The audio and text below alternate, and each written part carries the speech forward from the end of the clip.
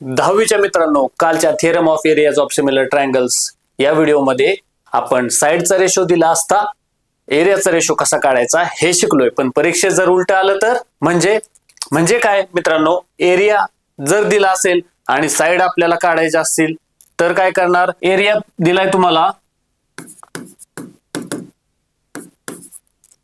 तर तुम्ही साइड्स कशा करणार? घाबरायचं काही कारण नाही मित्रांनो. एरिया ही मोठी कन्सेप्ट आहे आणि साइड ही छोटी कन्सेप्ट आहे. त्यामुळं आपण ज्यावेळेस साइड वरून एरिया काढायला जातो त्यावेळेस काय करतो? स्क्वेअर.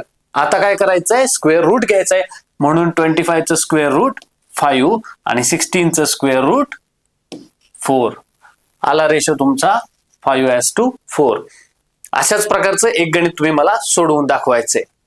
साइडचा एरियाचा रेशो 81:49. याचं मला उत्तर सांगायचंय कमेंट मध्ये पटापट.